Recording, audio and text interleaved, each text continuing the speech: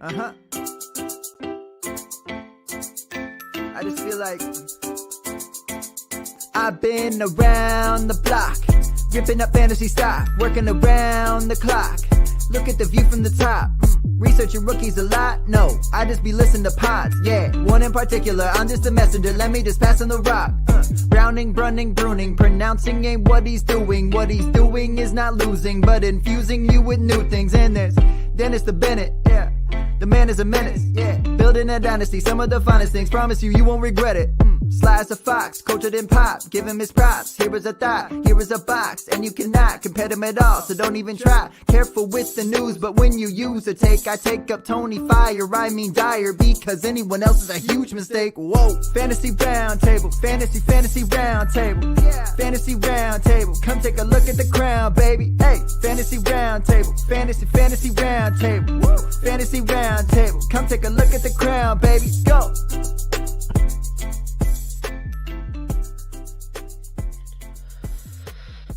All right. What is going on, everybody? It is me and Matt. We are back with you guys here again today on this beautiful Tuesday. Week one of the books. We finished up our last two games last night with the Steelers and the Giants and the Titans and the Broncos. Matt has got Von Miller there swinging by. He's got, unfortunately with the injury, nothing better to do than to hang out and talk some fantasy football with us there. But we will be talking, recapping Monday Night Football and doing waiver wires, a little bit of possibly what we got wrong in our rankings. I forgot to do this on Monday's episode, so I will not forget to do this today. We are brought to you guys by Thrive Fantasy. We are partnered with them. You guys can join by going on there and entering the promo code GEEK right down there on the bottom of the screen. You guys enter $20, you will get $20 back. So we are thrilled to be a part of that. Jump on and join them. It's a great daily fantasy site. We're also part of the Drive-In Podcast Network. You can find us and a ton of other great podcasts, including those on music, movies, and pop culture, all on the MusicCityDrivein.com website, along with a link to our Discord channel where you have me, Matt, Dennis, Tony, and the guys over at the Devi Delight, Ricky Valero and Chris Stoops, giving you guys as much fantasy advice that we can. So jump in there. It's been a lot of fun so far. We do have a lot of fun in there, and it's all fantasy football, a little bit of nonsense and us kind of ribbing on each other. But Matt, obviously Monday night's second game did not go quite the way you wanted it to. So how is your Tuesday going for you? Well, I'm catching up to feeling the way you probably felt a little bit yesterday, except for, both of us are early risers for our job, or at least in part me for my wife's job. So I knew I was getting up at 5 a.m. this morning, and I knew that today was going to be my 13-and-a-half-hour day at work. So as the game pushed past 11:30 p.m., I was like, well, at least we're still up. It's looking, and that last 2 minutes when I'm looking, it's like 11:45 p.m. and I realized that Vic Fangio is not familiar with the concept of a timeout. Yeah. And they're going to either throw a touchdown or kick a field goal. I mean, the idea that he would miss a fourth field goal. So, I'm also in my bedroom where my wife's been asleep for quite a while. And having previously, as I mentioned, woken her up with a constructive criticism, excited utterance toward the TV, I was sort of pacing at the end of the bed, watched the field goal, watched the worst attempt at moving the ball down the field for 17 seconds in the history of the world, turned off the TV, stared out the window, and tried to put myself to sleep. Yeah. I was going to say, I feel like I would understand your pain Thursday night because we talked about this a little bit yesterday. I think that might be a good get well game for the Cincinnati Bengals, unfortunately. But I took off Friday because I did not want to be pissed off, because I know what's going to happen if the Browns lose Thursday is I will be so pissed off I won't be able to sleep. And then I'm going to be sitting there at 2:00 in the morning and realize, well, I got to get up in an hour, so I might as well just stay up and be pissed off all day. So I just went ahead and took off. I was like, you know what? I got time to burn. Let's just take off Friday. We could be miserable all by ourselves here and not have to worry about waking anybody up. But the Broncos game was the second game. I actually thought both games were fairly interesting. Now, I didn't get to finish watching the Titans-Broncos game last night. I made it to about halftime before I went to sleep. But Steelers-Giants was a good game as well. The Steelers win that one 26-16. Big Ben finishes the week as QB 11 with 22 points. Benny Snell Jr. comes in and has to play for an injured James Conner. He finishes his RB 21 with 11 points. Juju looks like himself again with Ben back at quarterback. He finishes his wide receiver 7 with 24 points and 2 touchdowns in that one. And then James Washington is the other guy, the other wide receiver that kind of has a good game. Wide receiver 35 with 11 points. It was good to see Juju back there. We were both guys who were very high on him last year. We had him on a lot of teams, and I do think that a lot of it was just the fact that they didn't have Big Ben. So I would imagine you're going to see a little bit of a reemergence from Juju this year, so I was excited to see that. I think it's not easy for me to like players on the Steelers, but I think Juju is easily one of my favorite players in the NFL. I just love the energy he brings. He really plays the game like a kid does. And then I don't know if you saw it. There was I don't think it was on Twitter. I saw it on Instagram. There was a video that was released today by Sports Center where he just bought some food and everything for a homeless man. And there was no way he knew that person was recording him doing it. Like, that's what I love about Juju. He just seems, he's a guy, the people, it seems like. I know he loves video games and all this stuff. So I'm a big fan of his. So it's good to see him back. But are you worried a little bit about Deontay Johnson? I know we try not to overreact too much after 1 week, and he did get 11 targets, I believe, in the game, but just did not produce much. And he was the guy this year that a lot of people were predicting to be kind of that breakout star for the Pittsburgh Steelers offense. So a couple things for me. First, Deontay Johnson's kind of breakout and emergence last year came after the second week. Yeah. So he didn't, that wasn't an emergence with Ben Roethlisberger, and it was after injury with Juju Smith-Schuster. I think especially in week 1 with no actual game reps, it makes sense to me that Ben, when he was kind of wheeling around, was looking for the familiar. He tried to force feed Connor a couple times before he got knocked out. You saw him put the ball at Juju. He's played a couple of years with Washington. It wasn't that surprising that he kind of went there. We saw him try to put one to Vance McDonald. Wasn't, always the greatest. He was trying to spread it around. The other thing, which I made some comments in our Discord, like when I was watching the first quarter, the first thing that came back to me is we forgot in all this time waiting for Ben to come back what road Ben is sometimes like. Yeah. And I think we saw a steady dose of road Ben. I even made a joke, which I was so close to actually copying to put it on Twitter when he hit Juju for the touchdown. And I was like, I better wipe it out. I was like, no one loves Mason Rudolph more than Ben Roethlisberger, who's apparently trying to make us miss him with this first quarter because he looked out of sorts. He looked a little slow. He looked a little slow to react. But the guy hasn't played football in about a year. And he's been rehabbing with his arm. They have changed some of their offensive pieces a little bit. So I think it'll come. I would be encouraged that Johnson got 11 targets. I think it'll be interesting. They have Denver at home this week. AJ Boye, which we'll probably get to in a minute, he dislocated his shoulder. It popped out a joint when he landed last night. That's why he came out. They said he's highly doubtful for following game, which means Ben making his home debut with a little bit of game action underneath him is going to face a secondary that has Bryce Callahan, who's played 1 game in 2 years, and 2 rookies. Yeah, and we should mention that there was a point where there was a lot of talk that Ben might be coming out. He had that big sleeve on his elbow to help keep it warm, and Mason Rudolph started warming up on the sidelines. So that is something else that we probably could have looked at a little bit with, especially that way it was almost like the first half altogether. Ben did not look good. He did start to turn it on a little bit in the second quarter, but yeah, he definitely looked uncomfortable out there, and some of that may have just been like you just mentioned, he hasn't played football in almost an entire year. Well, he grabbed his knee a couple of times, which was a little bit of a concern, especially he had one where he had kind of a scramble, which he's never been the most graceful running quarterback, but he's looked better than he did on that run. And they repeatedly watched him grabbing his knee. So I don't know. We have to remember he's 38. We've seen Rivers kind of fall off. Eli Manning retired. Those 3 were the 3 kind of big rookie QBs that came in together. Yep. I know, at least for me, I tend to forget, I guess, a little bit how many years, how much mileage, how much wear and tear Ben had on his body. Yeah, and if Ben is hurt, I'm sure he will let us know here any day now when he has his press conference, because he does love to let us know when he's hurt. There is a discussion that needs to be had around Connor and Snell, but we're going to save that for the waiver wire stuff, because the Snell talk is going to be huge for especially everybody in their waiver wires, which I'll have a question for you later on that too, because I'm have an issue with one of my leagues in that, and I don't like the way the commissioner is handling it. So I'm interested to hear your opinion on this as well. On the Giants side, Daniel Jones finishes his QB 16 with 19 points. Barkley has a just horrible day here. RB 37 with just 6 points, and Darius Slayton finishes wide receiver 5 with 28 points.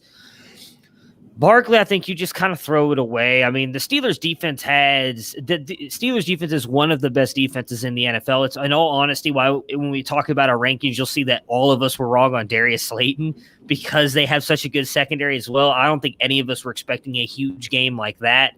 I just think they knew they needed to stop Barkley, and I think that's what they kind of focused in on. And that offensive line looked bad last night. I mean, I don't know how many times it looked like Saquon was getting hit in the backfield as soon as Daniel Jones snapped got the ball from the center. So I'm just kind of wiping that away a little bit from Barkley. He did show a little bit on a couple big plays, couple good runs. He had that one, I think it was a pass play where he ended up hurdling 2 people on the same play. That was actually kind of fun to watch. But with Darius Slayton, is he kind of stepped up to be the guy for you? So last year he scored, I believe, in the last 6 games, and he's the only player in the past. What was the stat? I wish I could remember. That has four games with multiple touchdowns. So, I mean, he's been on fire since coming into the league here last year. Again, didn't do much the first half of the season, but has been on fire here the second half, and then again has the big game last night. Yeah, and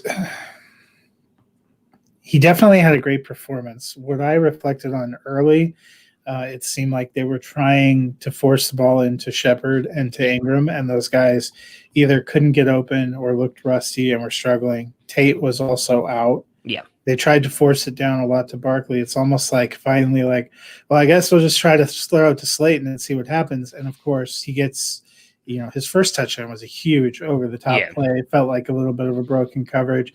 So is it just a continuation, or is it the same kind of thing we talked a little bit about with Robbie Anderson yesterday? They were peppering a lot of different guys with targets, and he's the one that got a couple of big plays. Yeah, I'm interested.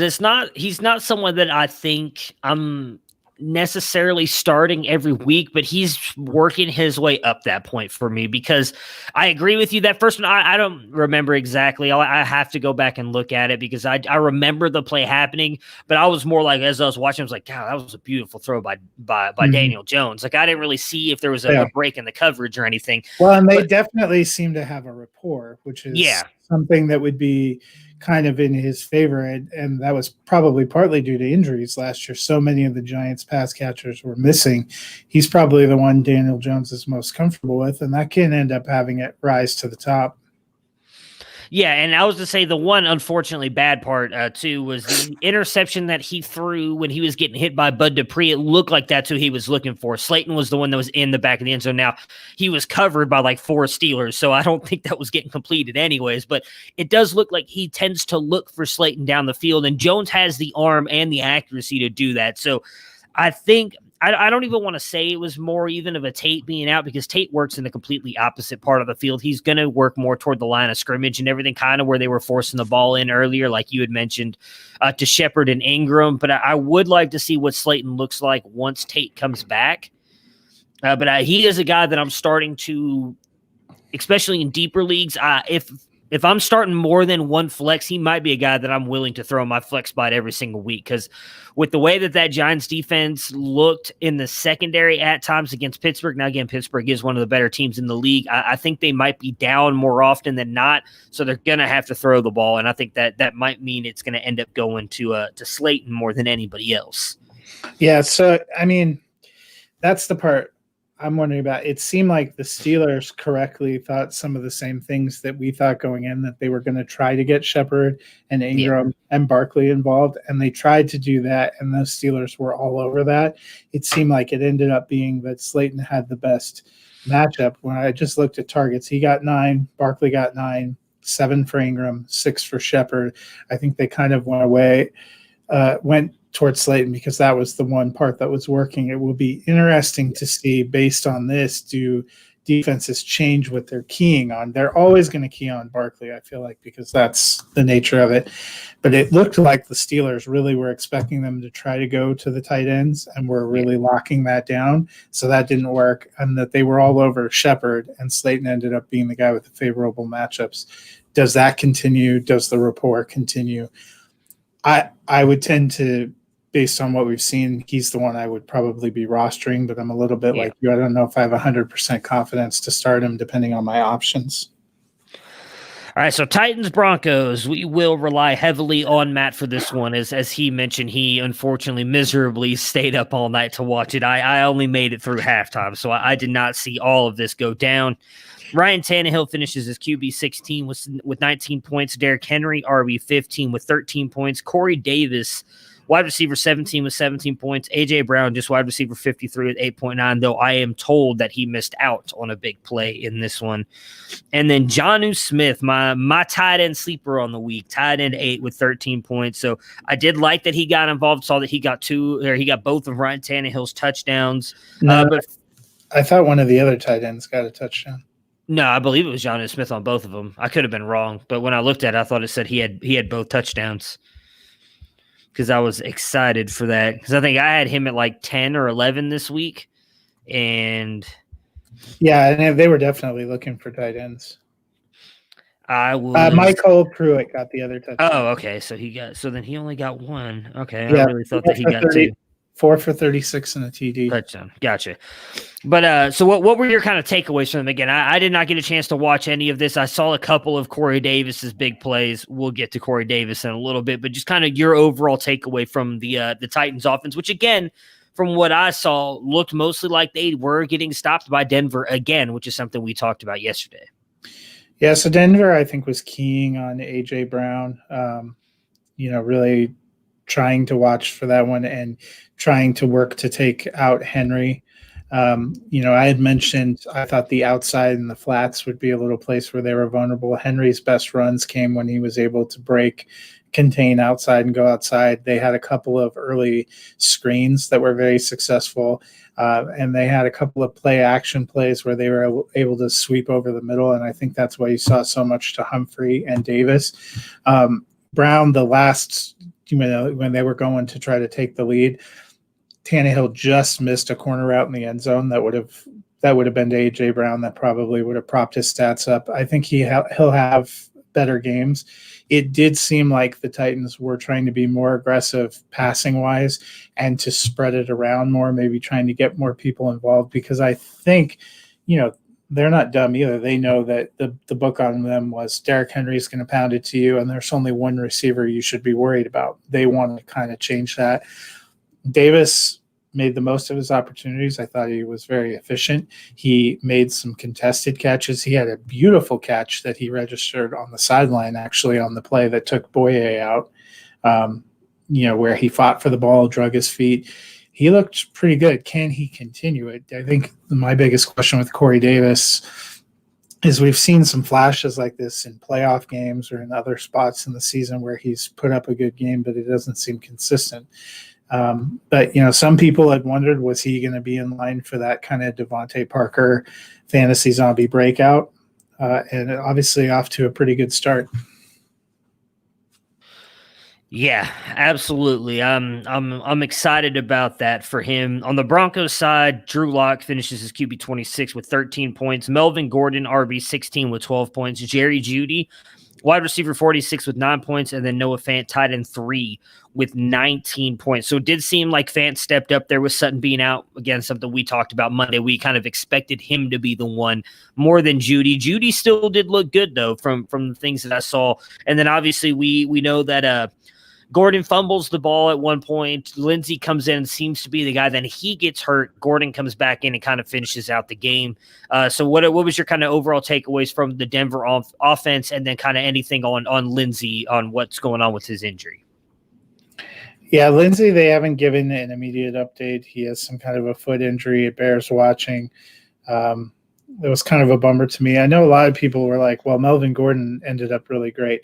He had 15 carries for 78 yards. He had one carry of 25 yards that he managed to break, one where the kind of defense missed. So if he took that away, he had 14 carries for 50 yards, which isn't that incredible. Yeah. Their entire running game wasn't that incredible. I wasn't super excited about the plays. It was a very frustrating game to watch, I thought, at times. Fant was incredible in the first half, and then I didn't see them go to him at all in the second half. They didn't have a lot of second half drives and opportunities. The Titans had a lot of long drives, and the Broncos were responding with some 3-and-outs. Judy was okay. I thought he would be fine. I didn't expect an exceptional game. He had 2 devastating drops in the second half. I would actually say that was a big factor in them losing. They got a punt with only a few minutes left in the fourth quarter, up by a point, that put them in Titans territory. And Judy was wide open, got hit in stride in the hands. What would have been a first down that would have put them in field goal range and kept the clock going, and just flat dropped it. So he pulled an Odell. Yeah, he on an early second half drive, he was coming over the formation wide open and just laid it on the ground on third down too. I think those are things that will come. You got to remember, it's his first professional game. A lot of pressure there in the fourth quarter without a Sutton. Hamler was out last night. There isn't a lot of – I like Tim Patrick as a utility player, and I want Deshaun Hamilton to develop into something. They're really not serious threats.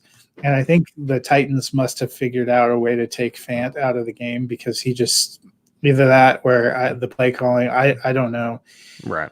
There were some really great moments. There were some kind of disappointing moments. I think for me, the biggest disappointment I had was the way Fangio decided to play the last 2 minutes and not take any timeouts and not try to save any time.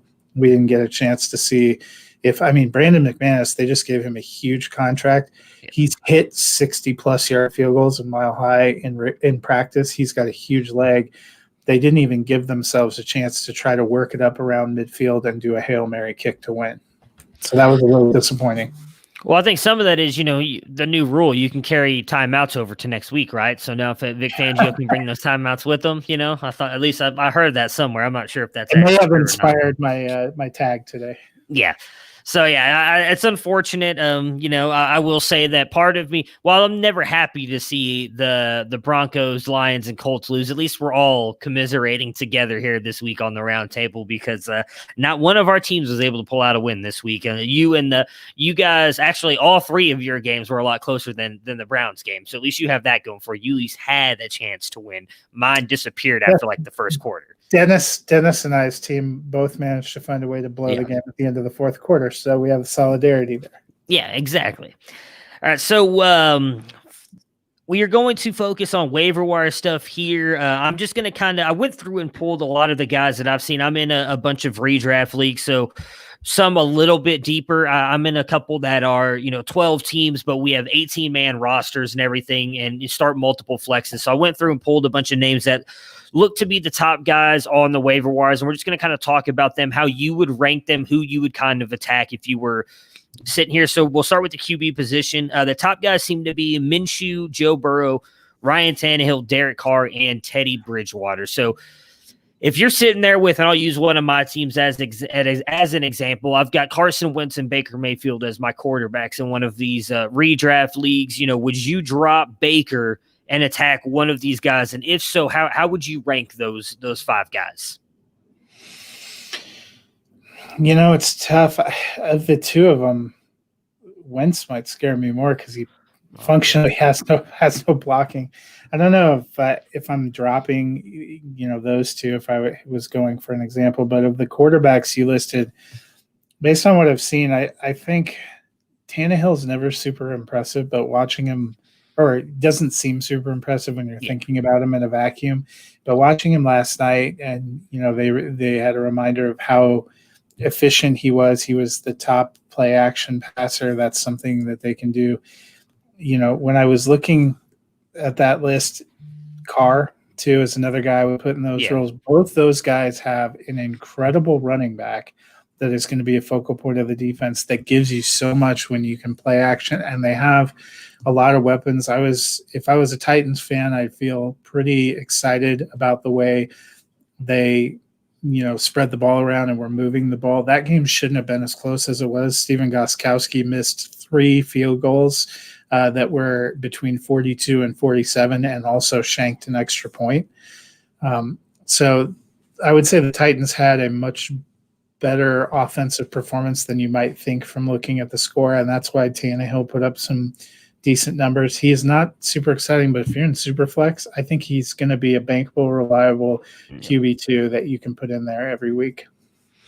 Yeah, especially Superflex, I think I would go after Tannehill, Carr, and Minshew. I mean, Minshew just seems to find ways to get it done on the football field and for fantasy football. I think the last two, it would probably be Burrow for me a little bit more over Bridgewater. But then even again, Bridgewater put up a lot of points in that one too, although Oakland's defense probably a little bit worse than Vegas. So, I mean, I guess you could probably flip-flop those two. But I'm with you. Tannehill and Carr are really intriguing to me. And as much as I hate to say this, while I'll agree that I think Baker's upside might be a little bit more, I think all of those guys have safer floors, which is why I kind of might take one of those guys over Baker. Just because the other thing with Wentz, and just my example specifically, Wentz also gets injured a lot as well. So I might have to end up relying on someone, and I'm not sure right now I want to rely on Baker as my starting quarterback if Wentz goes down with an injury. I think the other reason that I tended towards Tannehill and Carr is they're less volatile. Yeah. Rookie quarterback in Burrow, he's going to have some super high highs, but we all expect he's going to have some low lows, especially when you're playing a defense like Pittsburgh twice or Baltimore twice. To me, Minshew, I thought he played very efficient. He's got a ton of heart. We don't know how much elite talent Jacksonville has. They're not going to get to play a middling Colts team every week. Yeah. And that's my same fear with Bridgewater. That team's very much a work in progress, especially defensively, trying to get things done. So I think that's what separates to me Tannehill, and then probably Carr would be the 1 and 2 in that list for me. The volatility of the one below him. Yeah, and like I said, and Minshew and Bridgewater, for me, the reason I would keep them still below Tannehill and Carr, like you have them, but they would be close for maybe not. I think for me, Tannehill is the clear break for me, and then I think it's Carr, and I think Minshew and Bridgewater are close to Carr, because while I agree both their defenses are bad, I think that also helps get them the volume and passing attempts that even if they're not having great days, they're going to be passing the ball so much, they get you those. Like, I don't want to compare Minshew and Bortles because I think Minshew is better than Bortles, but Bortles would be that guy where, like, the first 2 halves, you've got 6 points from him, and then you go look at the end of the game, and he got you 42 because all of a sudden they threw it 30 times in the second half of the game, and he somehow got you 3 touchdowns and ran for 1. So that's kind of what I see from those. Now, Bridgewater's not getting you rushing. Minshew probably could. I think Tannehill's obviously going to give you the most rushing upside out of all those guys. Minshew is the guy I would go if I was looking to go big or go home. Gotcha. Because I think there are going to be, I mean, we saw it last year. There's Minshew mania, and then there's, Minshew deflatia. Yeah, there you go. We got to make that a thing now. All right, so running backs. This one's a little bit more interesting. So the top guys on the waiver wire right now: Nyheim Hines, Benny Snell, Malcolm Brown, Adrian Peterson, James Robinson, Jerick McKinnon, Frank Gore, and Josh Adams. I'm going to kind of separate the last 2 out because that's going to be more of a Jets thing. I posted this on Twitter, and I'm curious to get your thoughts on this. I'm not someone who's going to go all in on Nyheim Hines. I'm a little worried that everybody is comparing him. I literally saw people making this exact thing on Twitter saying, hey, Naheem Zeckler is going to be the guy that you need to get on your waiver wires this week because he is going to be the next Austin Eckler just because Phillip Rivers is his quarterback. That's just not the right comparison to make. I think he's going to have that. I think a lot of that was game script, but the fact that Taylor got 6 catches, 3 of which happened while Mac was still in the game before Mac got hurt, clearly showed to me that they wanted Taylor to be involved in the offense. Now Mac is unfortunately out. Taylor can catch the ball. I do think Hines has a role. I do not see him being an Austin Eckler, though. I do think that this is going to be mostly Jonathan Taylor. So I do think not Eckler. See, there we go. Now I'm doing it. Hines holds his own value, and I could see him finishing as like a low-end RB2 this year, just based on the amount of, as I think the Colts are going to be behind a lot. I don't see a lot of games where they're going to be up and force-feeding Taylor to keep them up. I do think Hines kind of brings in some probably lower-tier RB2 value, but I don't see him being the best out of this. Like, if I had to rank these guys, for me, I think I'd go Malcolm Brown as the number one. He looked the best out of all of them. Snell is close, but we don't know what's going to happen with Connor, and that's going to be kind of the next big thing to talk about is we know Connor got hurt. We don't know if he's going to be out very much longer. If you know Connor's going to be out, then I think you've got to throw Snell right up there at top two because Snell looked good. But how are you kind of attacking these top three guys? Because I think it's those three, then a tier break, you get some of those other guys. You might even be able to throw James Robinson up there, so you can if you want. But just kind of give me how you would attack your free agency or fab if you're in free agent bid system for these running backs on the waiver wire for most people's process tomorrow morning. So. Yeah, and I'm kind of with you. I think Hines will have a role, and if you're looking for somebody who you can throw in, especially in PPR, as a flex or something like that, he's definitely worth picking up. He should be owned everywhere, especially with what happened to Marlon Mack. But my greatest fear, if you were thinking about spending like 80% of your fab budget, is we've seen his best game. It's possible, because he had 2 touchdowns in there. 27 points. I don't think he's going to rise up into be in the top 5, top 10, very much this season. You could, I've seen people make that same argument about Malcolm Brown. I would say the difference there is while there was draft capital and most people expected Taylor to be kind of a primary player at some point, maybe not week 1 because he's a rookie, and his coach has come out and said, Taylor's our guy. He's going to be our main rusher. There's been a lot of uncertainty about the Rams. Nothing that Sean McVay has said indicates that he loves Cam Akers or thinks Darrell Henderson's the guy. Malcolm Brown has consistently was a guy that came in and got a lot of work when Gurley was unavailable. So I think it makes sense. He's a veteran in that system who has the respect of his coach. And if you just had the eye test going against the same defense with the same offense, he looked much better. Yeah. He looked much more comfortable. Now, is it possible that by the end of the season, the roles even out or even flip a little bit? Yeah, that's possible. But I think right now, if I'm looking for somebody that I can start with upside, because the running back position has just been savaged. I don't know about you, but I woke up this morning with a few teams where I thought, man, I got 4 or 5 guys. I'm in good shape. And now I got like 1.5 guys. And I'm like, okay, this did not work out. And that's where I kind of fall with Snell. Snell looked good. Did he look good because he's taking that job or because Connor wasn't in there? Because most of us thought Connor was going to be a top 10 running back for the same reason that Snell looked good, because that Giants defense is not incredible. He is somebody that, if you own James Conner and you don't have Snell and he's on the waiver wire, you should do everything humanly possible to go get him, because that's the guy I would target the most. But if you're just trying to pick up a running back, I'm more interested in Malcolm Brown and Adrian Peterson. We talked about it.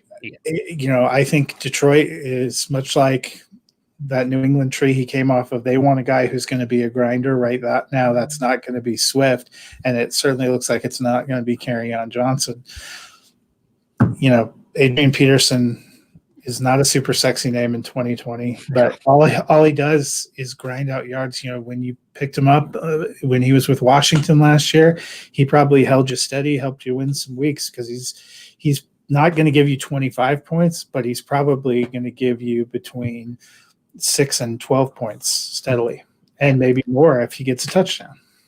Yeah, I don't think Peterson is a bad call either. I went in and looked at that a little bit more, and I know you kind of mentioned this yesterday because I was a little bit worried about what might happen with Swift. I didn't realize that Swift was out on the field more than the other two as well, more than both of them combined. So they clearly had Swift in their game plan yesterday.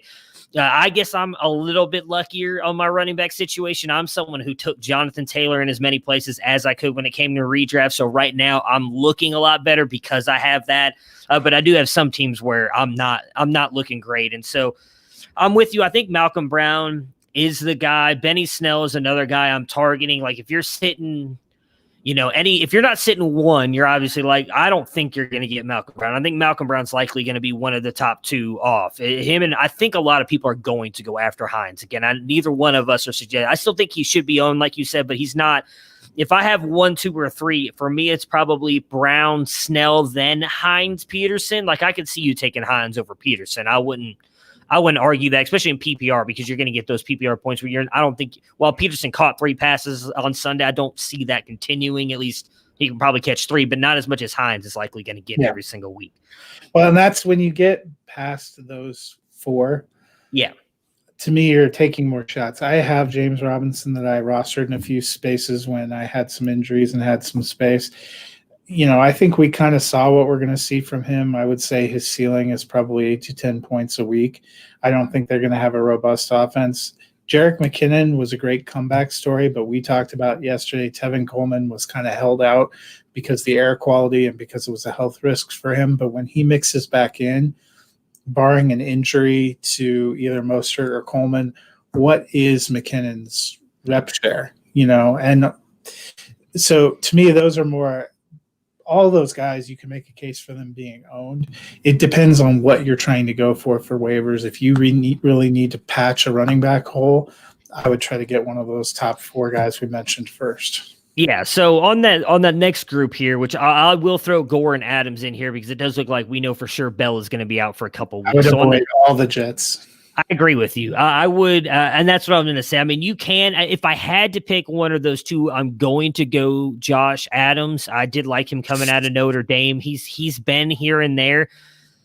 I just think he gives you a little more upside than Frank Gore. Now, Frank Gore is probably going to be the one who gets you those touchdowns because I think he'll be the goal line back, but Adams brings you a little bit more. I'm with you on I would avoid him altogether. P. Ryan is tracking to play again, too, and he's a guy that they drafted that a lot of us liked, and so that makes it even more unknown. Was Josh Adams had a bigger role because P. Ryan wasn't available? Does it end up being P. Ryan and Gore? You sink money into that. Frank Gore – he's going to give you 12 points when you have him on the bench, and he's going to give you 2.5 points the week that you're desperate enough to start him. Yeah, so I was going to bring up P. Ryan as like a sleeper one. Now, I could be wrong, so you may be able to correct me on this. I heard yesterday that they were saying he may not be able to play till week 3 or 4.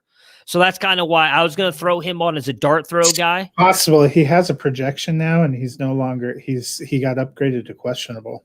Okay, so for me then, I would attack – McKinnon and P. Ryan as those late end guys that I would try and grab. And McKinnon, because he did look good, as we talked about Sunday, and you obviously do have Coleman coming back. But the one thing, and you can say this about McKinnon as well, McKinnon, Coleman, and Mostert all have very lengthy injury histories. And so I hate to say it this way, but I almost feel like at some point Coleman or Mostert might go down for a couple of weeks. And then that's going to lead McKinnon to getting more work. I would love to have a share in that San Francisco backfield, especially if it is Mostert, because I think if Mostert goes down, you're going to see more of a 50-50 split between Coleman and McKinnon. Then if you see Coleman go down, I still think it's a 70-30. Now, McKinnon's still getting that 30, but I still think Mostert's going to get a majority of that. So he's not I would take McKinnon over Gore and Adams, but I'd probably take P. Ryan over McKinnon, especially if he is projected to play, because as you mentioned, the Jets drafted him. There's a lot of people who thought he was going to be the guy next year because it looked like they were going to try and move on from Bell as soon as possible. But I would completely fade the Jets offense this week because they are hosting what figures to be an incredibly angry 49ers team. So not a good matchup or not a good team. Is it, we I think are officially on the how many games has Adam Gase left as coach of the Jets watch. There was a lot of people that thought that he's going to go during the season. Yeah. Very little about that opening week performance suggests that he's made demonstrable improvement. All right. So for receiving options, I just put receiving options because I think there's really two tight ends. I forgot to put one of them on here, but there's two tight ends that I think are fairly available, which was kind of surprising to me. I think both are interesting. So for me, the top guys, and I'll put the tight ends in here as well. Paris Campbell, Anthony Miller, Dallas Goedert, and OJ Howard. Those are kind of my top four options. All the entire list here: Scotty Miller, Anthony Miller, Paris Campbell, Dallas Goedert, OJ Howard, Marquez Valdez-Scantling, Alan Lazard, Russell Gage, and Laviska Shenault. The reason I lean I put Goddard and Howard up there, we do know that the tight end position is very weak. Both of those guys seem to be, especially Goddard. I know a lot of that probably has to do with the amount of injuries they had, but I do think that also leans into because of how bad their offensive line is. Wentz targets those guys a lot, and I think they're going to target them even more because Rager and Deshaun Jackson are guys that they use their speed to get open down the field. And if Wentz doesn't have time to wait and hold the ball, he's going to hit those two tight ends. Now, obviously, I don't expect Goddard to be what he was last week, but he was a guy that you could start almost every single week last year as well. That, there were weeks you were going to get 6 points from him, but then you get the 20 points from him like you got this past week. So I do really like Goddard this week. I do like Paris Campbell as well. We've kind of talked about him a little bit yesterday and off stream in our chat because we're all kind of big fans of his. We talked about yesterday, Anthony Miller and Scotty Miller, two guys I kind of want to see a little bit more from. But chances are, if you don't get them this week, you're not going to get them because someone's probably going to go in on them this week. I want to save MVS, Lazard, Gage, and Shenault for a conversation here in a minute because I think those other guys are more pressing. So how would you kind of attack those top guys? Well, to me, it's unconscionable that Goddard is known if he's not owned in your league. He was a tight end one. I agree. So I went and looked. He's got a 65% ownership in ESPN and Yahoo. So again, he's owned mostly, but there's still, I went in 3 of my redraft leagues, 2 on Yahoo. And again, both of these 12-team, 18-round drafts. We have 18-man rosters. He was available in both of them. Yeah, and if you were somebody that, wanted to make your stand on like an Ian Thomas or a Hayden Hurst or something, go get Dallas Goedert. I have Hayden Hurst. Well, I'm going Goddard if I can get him. That's who I'm targeting this week. Hurst may bounce back. People were still in love with Austin Hooper. Go get Dallas Goedert. Yeah. Then you have a couple of options, but Goddard to me should be owned. And then beyond that, I'm with you. Paris Campbell, we saw in week 1 what we had thought we were getting when he got drafted. A lot of us were high on him going to that team in that location. Finally looks like he's maybe getting into it a little bit. You would ideally like to see it again, but I think the opportunity was going to be there for one of those guys. He looked like he had a good rapport with Rivers, so he would be the top target for me of those receivers. Then I would go Anthony Miller, a guy who also has a lot of talent. His questions have more been the volume of his offense and whether his quarterback's going to make an effort to get him the ball. I thought that looked promising. He's definitely worth a stash. And then Scotty Miller, I'd say his ceiling is what we kind of saw on Sunday. He's probably like the 10 to 12 point guy, but he could also be the 5 to 6 point guy. If it wasn't Tom Brady, I would not even be advocating going and getting him with that lineup. Howard's tough to tell for me, how much was Evans being out and Gronk working himself into game shape a factor here. I don't think they made enough of an effort to feature him with all the other options and that for me to feel good about him as a starter. If you're looking to stash somebody who might have some upside, great. But if you're saying I need a tight end I can start right now, I would think there's probably guys like Logan Thomas. He's the one I forgot to put on there. That are on the waiver wire that I would target more for that. So where do you have? So you would put Logan Thomas above OJ Howard. He was the one I left off there. I knew I left somebody off. Yeah, there was a lot of hype that Logan Thomas was going to be the guy. It was tough to tell, what is that offense going to be like? But if you think about Ron Rivera and Scott Turner and the way they ran in Carolina, tight end was always a big part of what they were going to do. And he looked like he had good rapport with Haskins, tight end, and pass catching running back can be a young quarterback's best friend. That's why a lot of people were hype on potentially what Antonio Gibson could give you. So I think with that good performance from Thomas, he's somebody I would have more faith in than Howard. Not because he's more talented, but Tampa Bay has an embarrassment of riches all over the field, and it's going to be harder. The greatest thing in Washington is they have Terry McLaurin and then a lot of questions and somebody who can kind of emerge. We wondered, is it going to be Steve Sims in the passing game? Is it going to be one of these other receivers? Is it going to be a Logan Thomas? Is it going to be Gibson? Week 1, it looks like Logan Thomas is trying to establish himself in that pecking order, and there was a void to be filled. So this next group here are all kind of, I don't want to say dart throws, but lower end guys for me. MVS, Allen Lazard, Russell Gage, and Laviska Shenault. We talked a little bit about Shenault yesterday. You mentioned that it seems like Doug Marrone has been saying now all offseason they want to build around this young core and allow these guys to play. Shenault looks to be the guy opposite of Chark here, and he's the guy that they will use in the backfield as well. So he brings a little bit of versatility, brings you kind of that option to get more than just points in the receiving game. Russell Gage, I do think is kind of a product of what happened Sunday. We had Matt Ryan throw for 350 yards. All 3 wide receivers went over. We talked about it a little bit yesterday as well. Sorry, 400. Yeah, is that was Russell Gage the reason why Hurst didn't blow up? We were kind of talking about that. Lazard and MVS, it's not really close to me. And so I know MVS had a good game, and I was looking at this earlier. I wanted to pull it up so I could make sure I got this right. The snap counts for yesterday. Have you seen this for the Green Bay Packers? No, I didn't look. Okay, so Devontae Adams was out there on 70 of the 78 snaps. Not surprising. He's the one. Everybody loves him. Allen Lazard was out there on 68 of them, so he only took off 10 snaps. MVS was out there for 42. So that kind of makes me think that Lazard is the for sure second guy. We know that I watched an interview that Rodgers gave yesterday after the game, and he even said this to the reporters, which I kind of thought was funny because Rodgers does seem like the guy who definitely listens to what the news and media says about him. And he said, you guys know me. You know how much I believe and trust in my players. I've really built that trust with Lazard, and that's why I like throwing the ball to him. And we've talked about that as a fantasy group, right? Like we've always brought up, you have to build that trust, or Rodgers has to trust you before he'll throw you the ball. He has built up MVS as well, as Dennis has brought up. Dennis is big on MVS. I kind of feel like, though, with Lazard being out there as much as he is, not only shows Rodgers likes him, but the coaching staff likes him more. 68 out of 78 snaps is a lot. And again, it's just week 1.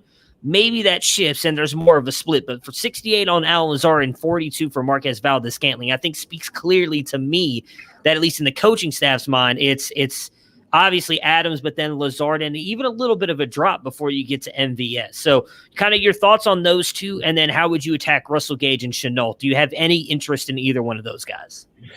So I think Shenault, for me, has a lot of upside, but he's going to be very boom-bust. I think Jacksonville is going to be boom-bust. I think that offense is going to be boom-bust. So, like if Shenault doesn't score a touchdown, he's in the 6-7 point range. Mm-hmm. So that's what you have to think. Can I survive with the guy I'm slotting out there getting me 3 to 5 points, or do I need more than that? And there's going to be times where you need to throw in a Hail Mary player. He seems like the kind of guy that's capable of that. Gage, to me, is a great injury hedge against Julio or Ridley. If one of them was to go down, I think we see that Gage could be a valuable every week starter. I think his bigger day on Sunday, as we talked about, was a little bit of, you have Julio, then Ridley's going to be there as well. There's always going to be a third, fourth, fifth guy. Hurst wasn't a big part of the game plan. Gurley got a little bit early, but then they got down, so they were just checking it, and Gage ended up benefiting from that. I don't think you can count on that. I actually think, as we talked about, Hurst will probably get stronger as you go through the season. him getting to be a primary, him getting to learn the offense, him building rapport with his quarterback. Todd Gurley is going to have games where they run a lot or they're throwing to him, and that's good matchups. So I don't think Gage is particularly reliable. I get what you're saying with the Green Bay receivers. Yeah. The smart thing probably is to go Lazard, but I'm going to channel my inner Dennis and tell you I have faced this quandary when I was looking at my own waivers, and I put in some serious high dollar claims for MVS. And let me tell you, physically, I was watching and thinking about what Dennis said, that he's a matchup nightmare. And I think the way the Packers are looking to play right now, they have the running game they can lean on. They have Aaron Jones. They have Devontae Adams, who's an absolute beast. Lazard is a fine complementary receiver that they can go to. When they were putting MVS out there, they were putting him in different spots and looking for some terrible matchups and bombing over the top. It's not always going to happen. Yeah. Definitely a huge boom bust risk. But to me, he's the guy that could give you 40 points in a week. So would you say then, I guess with those is more of a, you think Lazard has the safer floor, but then MVS clearly has the higher ceiling? Yes. Gotcha, but I think both of them could have a very low floor. I mean, right. The Vikings didn't look great. Yeah, that is very true. They didn't look great, though. Yeah, that was, which is what we talked about. Again, me and you had Devontae Adams as our wide receiver ones, even after the Thursday night game came out, because we were like, yeah, this is just, it's a horrible secondary. So, all right, so we have talked about trying to keep these episodes a little bit shorter here, so we're about done. I just wanted to go through and talk about our rankings. Again, we do these in the Discord channel. I wanted to keep this kind of as transparent as possible, so call ourselves out on some of the mistakes here. I did leave some of the injury stuff off. There's no way we could have known that the James Connors or Marlon Max could have got hurt, so I didn't feel fair knocking us for those, because they might have been good in the spot that we had them had they not gotten injured. So some of our biggest misses on the week, all three of us missed on Drew Brees, Dak Prescott, and Carson Wentz. Just none of them produced it. We all had them in our top 10, which none of them finished there. Again, it's going to happen. What I tried to do, just so people know, if you've looked at it, if I gave like a 3 to 5 cushion. I mean, I feel like if you're within 3 to 5 ranking spots, that's kind of fair. It's not that bad. These are guys that we all missed by more than that. We were all, Matt, you had the most, like almost dead on with Joe Burrow, Tannehill, and Daniel Jones. You were almost dead on with all three of those things. Burrow was right on, and then Jones and Tannehill were like off by a spot. So you kind of nailed those like almost on the head. We also missed on all three of us, although you two were both higher. Aaron Rodgers, we all had him outside of our top 14. He finished very high. Kirk Cousins, Minshew, and Teddy Bridgewater were the other ones. We were all a lot lower on those three. They all had great. Kirk Cousins finished the lowest out of those three. But you made fun of me for having Cousins up like I know QB2. You're like, yeah. Why do you love Kirk Cousins? I'm like, what? Yep. I think he's going to have to throw in this game. Yeah, it was that both defenses were going to take a nap. Yeah, it was. Yeah, he was one of the big ones. So on running back here, our biggest misses, all three of us, Saquon. I feel like everybody, I don't think anybody in the industry predicted him to get less than 10 points. So, but again, we're trying to be transparent. And to have Saquon Barkley as an RB1 in your ranks, it was a petty thing, because I mean, he's a generational talent. Exactly. Joe, not a guy you're going by matchups usually. Yeah. Joe Mixon and Eckler were the other two, but again, same thing. They were going to be in your lineups. It was just one of those weird things. I'm not, like I said, I'm not going to knock anybody for the James Conner thing, because he got hurt. I actually thought it was very interesting. We were all pretty close in on Derrick Henry. I think I had him off by 4 spots. You almost had him dead on. Dennis had him off by 2. So we did kind of all come in right there. I was obviously wrong on Josh Jacobs. I had him down at 11. You had him at you had him at 4, Dennis had him at 3. So, I mean, you two were right there. And he finished at 1, but still, you guys had him right there pretty close. We were all off on Chubb and Mark Ingram. That was kind of a weird thing, I think, for all of us. And that's going to bear some thinking going forward, because there was a thing with Baltimore that was unexpected. Yeah, I'm working on my quarterback and running back ranks here a little bit before we started recording, and I'm struggling on figuring out where to put Mark Ingram right now because I'm like, Wait. Leave the I Jets. don't know what to think. Top 50. Yeah, I didn't. It's funny. I mean, we all missed on Bell to begin with. He got injured though, but I don't. Yeah, I'm not. I don't know Yeah. that he would have been able to hit that RB2. Well, we had him. We had him all low RB2. So but I'm with you. I don't know. It may have been the catches, but I think I was or Dennis was the highest. No, you both had him at 18. I had him at 20. So we all had him low end RB2. We weren't that high on him. The other guys, for us, the big one was Raheem Mostert and Malcolm Brown. And again, I don't know. I did put Nyheim Hines on here as well. Same thing. I kind of feel like Nyheim Hines was a product of Marlon Mack getting hurt. So I don't think it's fair to say we missed on him, but technically. And I was going to put Hines down near the end. It was really hard. You ranked him. You had him ranked. Yeah. I was the only one who didn't have him ranked out of the three of us. When we were going through, there was a few of these committees that it was really hard to get a feel for them based on purely coach speak, not seeing anybody run. Yeah. I feel like week 1 was a crapshoot a little bit in that way. The Rams, the Colts, Baltimore. I mean, there's so many group committees. I think Mostert gets a big bump because he caught a 76-yard pass for a touchdown, which you don't expect. And also, I don't think we realized until late that Tevin Coleman was going to be a scratch because of the air quality concerns. So I mean, there are a few things. It's an imperfect science, trying to figure out. You get this. I feel like everybody went in kind of to week 1 with some of their preconceived things that you held on to that you had going into training camp because we actually didn't have any footage or anything concrete to make you rethink that. And now we have some game footage. I feel like we'll all get a little bit better knowing a little bit more clarity of what these teams are going to do.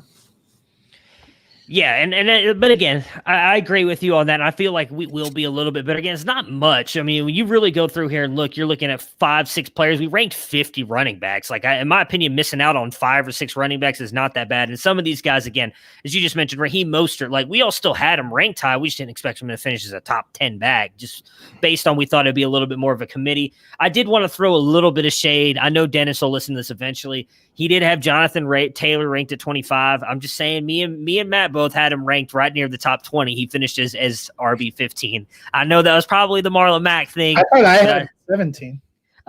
You had him at 20. You dropped him down a little bit. You had him and Mack pretty close together. I kept him high. I kept him at I had him at 18, so it wasn't that much higher. I had him at 18, and then Marlon Mack at 22. So I was still kind of close together. But we had separated him out. But I just thought it was funny that he came in as 15. You had him at 20. I had him at 18. So we were kind of close on that. But those are really the big ones there. Again, I'm not counting Phillip Lindsay because he got hurt. We did have him kind of high. Then the wide receivers to finish it off, Matt, you had the most like really close on. The only guys you really kind of missed on, Michael Thomas, which nobody expected. Darius Slayton, same thing. We all missed on Darius Slayton and Michael Thomas as well. But then the only other big glaring one, which I'm only putting this on there because I touted him and he almost nailed it right on the spot, was DK Metcalf. You guys both had Lockett higher. DK Metcalf had that huge week. But I also missed on Allen Robinson, DJ Chark, AJ Brown, Juju Smith-Schuster, and Preston Williams. I had Preston Williams pretty high. He did not produce for me at all. And then same with Dennis. Dennis missed out on a couple guys here. DJ Moore, Calvin Ridley, DK Metcalf, Deontay Johnson, Anthony Miller, Damiere Byrd, and then, like I said, we all missed out on Darius Slayton. So not overall bad, I don't think. Damiere Byrd. He did rank Damiere Byrd. That's why I put him on here as wide receiver 37. So, yeah. Yeah, I know. New England now? Yeah. He's on New England. Yeah. Hey, you gotta mix it up. What if he would have finished as like 30? Dennis would have been able to claim the victory on that one. But yeah, he had Damiere Byrd on there. But I mean, I had Steven Sims on there. I don't even know if Steven Sims caught a ball. So once you get down to like that 50 range, I was thinking about putting Steven Sims down at the bottom. I just wasn't sure what the volume of passing would be for Washington. Yeah. Yeah. So I mean, we all had, I don't remember if you had a guy on there that didn't do much. I mean, I'll give you and Dennis this. You both ranked Tim Patrick, and he put up like 7 points or 8 points, I think, in that game. I So ranked Tim Patrick after we pulled Sutton. gotcha. Yeah, see, I still had Sutton ranked. When we first did our pass, when I had Sutton ranked, he was the only Bronco receiver I had ranked. When he came out, I added Patrick and Judy down in the 40 to 60 range because I thought both would end up getting passes, but neither would be spectacular. Which I think Judy ended up right around 46. That was a disparity I had. Yeah. I know with a couple of people who thought, well, Judy's going to be an easy wide receiver too. It's hard. Your first game when you had no preseason, when you got none of that. So. No, I hear you. I was talking with some people about that Monday night while the Steelers game was going on. There were people talking about, hey, I've got they had moved like Cortland Sutton to their flex spot and not knowing if he was going to be out. And they're like, well, who do you think is going to have the bigger game, Judy or Fan? And I was like, it's going to be Fan. Like he already had that rapport with Locke. Even if they had a regular preseason, I still would have gone Fan because they already had that rapport. He stepped up last year. So yeah, I'm with you. I'm interested to see because he looked better than I thought he was going to look in that game against a good Titans defense as well. So I'm interested to see what he does moving forward. But that'll do it for us today. We'll be back on Thursday to preview a supposed football game. The battle for Ohio. Yeah, my man. I don't know if it's going to be much of a battle, but we do have a football game on Thursday. So you'll see me, Matt, probably Tony back on Thursday to preview that game, talk about any news. We obviously have a lot of injury stuff still out there, kind of no confirmed stuff. So we'll update you guys with any injury news that comes our way. So we will see you guys again